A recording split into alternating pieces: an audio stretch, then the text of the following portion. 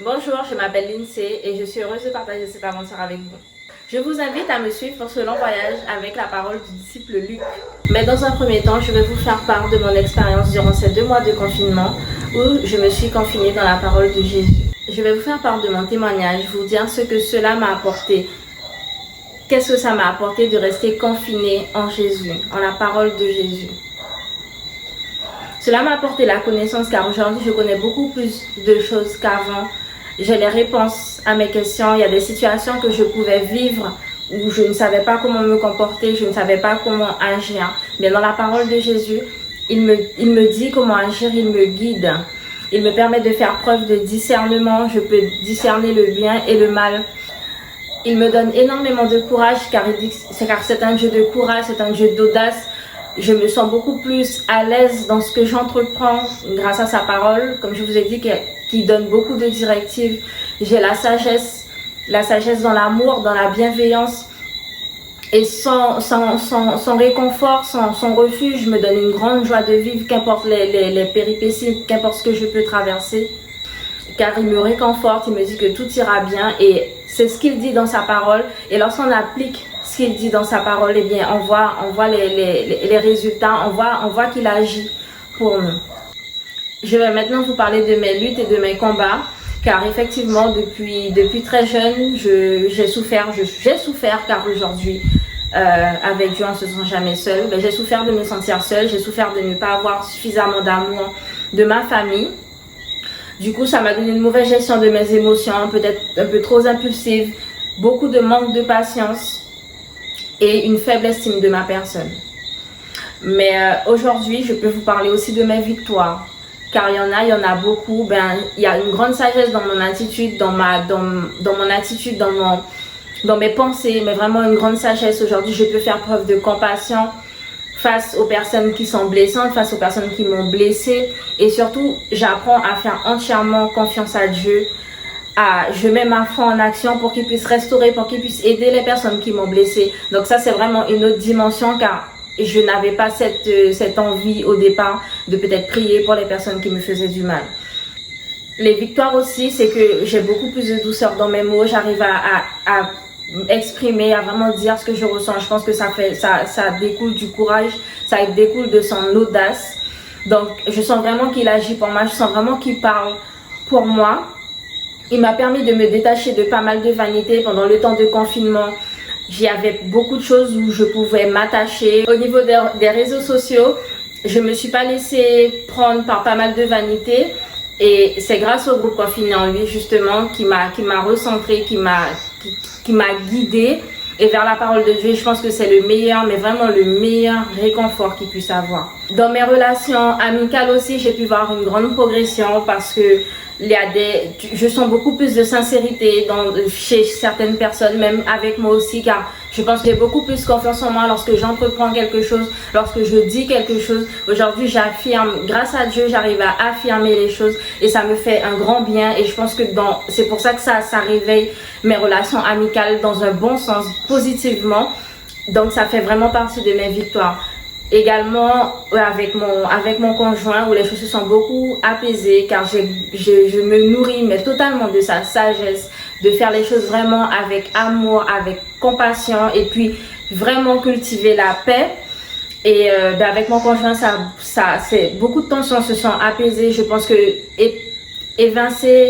éloigner mon impulsivité, mon manque de patience et surtout mon manque de confiance en moi a amélioré beaucoup de choses. Donc, souvent, je dirais pas souvent, mais lorsqu'on n'a pas la connaissance de Dieu, on va chercher refuge dans des livres, chercher à se documenter ou peut-être aller voir des amis, etc.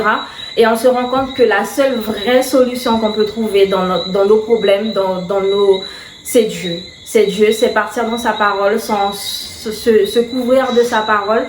Et à partir de là, on n'a plus de fardeau, on se sent légère, on a tout relâché totalement. Donc c'est vraiment mes victoires pendant cette période confinée en lui. Et je poursuivrai le chemin et je vous pousse vous aussi à faire ce pas, à faire vos études, pour pouvoir témoigner de sa grandeur et de sa puissance. Bye bye.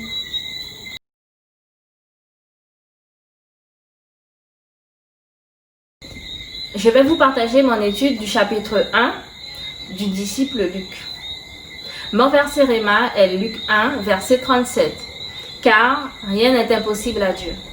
Je pense que le Seigneur a décidé de me donner ce message car pendant longtemps je me suis dit que je ne pouvais pas récolter les bénédictions, que les bénédictions tombaient que chez le voisin et pas chez moi. Mais à travers la parole de Dieu et le groupe Confine en lui m'a permis d'être rectifié. Le Seigneur a décidé de me rectifier à travers ce message et me dire que justement il faut me saisir de la foi et me dire que ce que je demande est déjà exaucé. De déclarer les choses et de ne pas rester à attendre et de me dire que ce que je demande arrivera. Les bénédictions ne tomberont pas uniquement chez le voisin. Donc je dois me saisir vraiment de la foi, de la parole de Dieu avec foi et l'accepter comme si elle était déjà exaucée. On a eu la situation d'Élisabeth, femme stérile qui ne pouvait pas avoir d'enfant. Elle a longtemps prié et le Seigneur est venu l'exaucer. Elle a pris cette annonce, l'annonce de sa grossesse avec beaucoup de foi. Elle a accepté, même si elle se savait stérile, elle a accepté cette bénédiction comme si elle était déjà exaucée. Et justement, le Seigneur lui a dit que parce qu'elle a accepté cette annonce avec foi et qu'elle a cru que c'était déjà exaucé, qu'elle a été sauvée. C'est pour cela qu'Élisabeth a pu avoir un enfant. La parole que je vais mettre en pratique dans ma vie, comment je vais courir avec cette parole, c'est que Jésus me montre à travers sa parole que je dois vraiment lui faire confiance. Je dois le mettre devant chaque chose, de le prier en tout temps et de me conforter dans sa parole, dans ses promesses et d'agir comme si ses promesses étaient déjà exaucées. Il m'a confié des enfants, il m'a confié, il me guide, il m'a pas mis sur terre pour m'abandonner. Et je me dis aussi que les bénédictions ne peuvent pas tomber uniquement que chez le voisin et que Jésus aussi il a un regard sur moi et qu'il prévoit de grandes choses pour moi dans son royaume, pour lui, pour le servir.